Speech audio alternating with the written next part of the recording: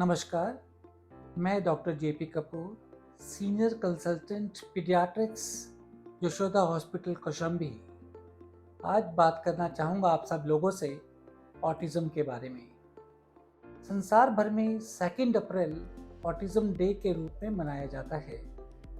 Autism एक विकास से जुड़ी हुई बच्चों की तकलीफ है, जो आजकल काफ़ी कॉमन हो गई है। करीब-करीब हम लोग हर 1000 बच्चों में 10 बच्चे देखते हैं जो ऑटिज़म से ग्रस्त हैं।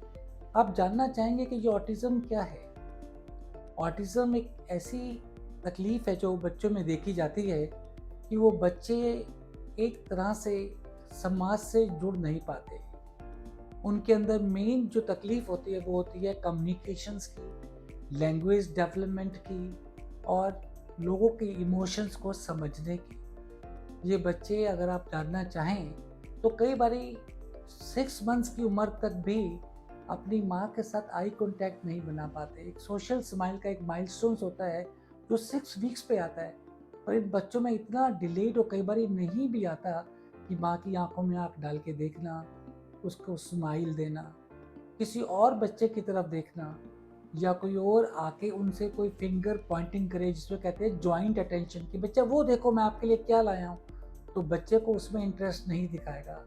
वो अपने ही संसार में, ऑटिज्म का मतलब ये होता है ऑटिज्म ऑटिस्टिक वर्ल्ड, उनका अपना संसार है, वो अपने संसार में ही रहना चाहते हैं।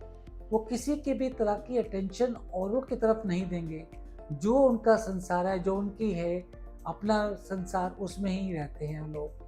इतना ही नहीं, इनके अंदर language development is a big issue. हम लोग देखते हैं 2 साल की उम्र तक भी इनके अंदर स्पीच नहीं आती, जबकि एक बच्चा 6 मंथ्स का भी शुरू कर देता है बैबल करना, माँ माँ माँ माँ करना, 4 मंथ्स का चालू कर देता है लेके, और 1 साल का होता तो फिर वो 1-2 अक्षर बोलने चालू कर देता है, मामा विद मीनिंग, पापा विद मीनिंग।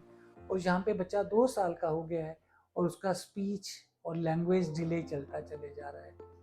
तीसरी चीज़, वो लोगों की इमोशंस नहीं समझता, अपने संसार में रहता है कि माँ अगर कोई चीज़ कह रही है तो क्या कह रही है, कितने प्यार से कह रही है, कितने अधिकार से कह रही है, उसको इमोशन से कोई मतलब नहीं होता।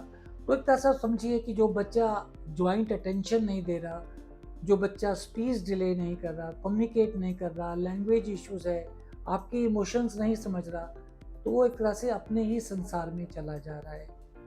इस ऑटिज़्म के साथ काफ़ी सारे मिथ्स भी जुड़े हुए हैं। मैं कुछ बताना चाहूँगा। कुछ लोग समझते थे कि जब बच्चों को कोई वैक्सीनेशन लगता है, पर्टिकुलरली एमआर और मीज़ल्स वैक्सीनेशंस, उससे ऑटिज़्म हो जाता है। मैं ये बिल्कुल 100% कहना चाहूँगा कि ये बीमारी किसी भी तरह से वैक्सीनेशन से जुड़ी हुई नहीं है। इस बीमारी का कारण अभी भी हम लोग खोजने की कोशिश कर रहे हैं। कोई जेनेटिक इश्यूज़, कोई एपिजेनेटिक इश्यूज़, बहुत इस तरह की रिसर्च चल रही है, पर अभी तक कुछ भी ऐसा चीज़ हम कह नहीं सकते कि इस बीमारी का कारण ये जेनेटिक इश्यू है या एपिजेनेटिक इश्यूज़ है। कुछ लोग एक मिथ रखते हैं कि शायद माँ ने कुछ ऐसा खाया पिया, माँ का कुछ ऐसा बिहेवियर था या कुछ और फैमिली में ऐसा हुआ। अगेन ये मिथ है, किसी को नहीं मालूम कि इसका कारण क्या है। एक और मिथ है समाज में कि कुछ बच्चे इनमें से बहुत जीनियसेस होते हैं।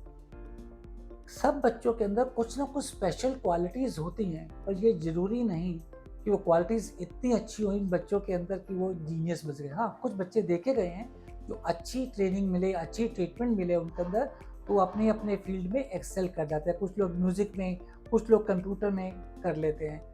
और एक बहुत बड़ा मिथ कि ये बच्चे बहुत वायलेंट होते हैं, एंटी सोशल होते हैं, नहीं। ये बच्चे अपने ही संसार में रहते हैं, दूसरे की इमोशंस नहीं समझते। तो ये सब मिथ्स, और पर्टिकुलरली वैक्सीन वाला मिथ प्लीज़ दिमाग से निकाल दीजिए, उन बच्चों को बाकी बीमारियों से ज़रूर बताएं। अब ये जानना चाहेंगे कि आप इसका ट्रीटमेंट क्या है ऑटिज़म का। इसका ट्रीटमेंट बहुत ही आगे जा चुका है आज के दिन में, और मैं ये कहना चाहूँगा कि जितनी जल्दी आप इस चीज़ को समझ पाएँ कि मेरा बच्चा ऑटिस्टिक हो सकता है, तो उसके पास, हमारे पास यशोदा हॉस्पिटल में लेके आएँ। हमारे पास इसकी सब फैसिलिटीज़ है, जिसको हम कहते हैं sensory stimulation, ABA therapy. A B होता है अप्लाइड बिहेवियर एनालिसिस थेरेपी, कि कोई बच्चे का अगर अबनॉर्मल बिहेवियर है तो उसके पीछे क्या एनवायरमेंटल कारण था, क्या उस कारण को निकाल के उसका बिहेवियर हम ठीक कर सकते हैं। सेंसरी स्टिमुलेशन हम करते हैं, स्पीच थेरेपी हमारे पास अवेलेबल है। तो जितने भी थेरापीज़, कॉग्निटिव बिहेवियर थेरापीज़, ये सब फैसिलिटीज़ हमारे यशोदा हॉस्पिटल में अवेलेबल हैं और हम बच्चों की हेल्प करने के लिए बिल्कुल तत्पर हैं कि आप इनको लेके आएँगे। हमारे पास डेवलपमेंटल एक्सपर्ट, स्पीच थेरेपिस्ट सब लोग हैं, एक्सपर्ट्स हैं हमारे पास में इनको देने के लिए। तो हम आशा करते हैं कि आप अपने ऐसे बच्चों को जल्दी डिटेक्ट खुद ही करेंगे या हमारे पीडियाट्रिशियंस के पास में लेके आएँगे, तो वो डिटेक्ट करेंगे और इनको हम लोग सही समय पे इलाज कर सकेंगे। बहुत-बहुत धन्यवाद।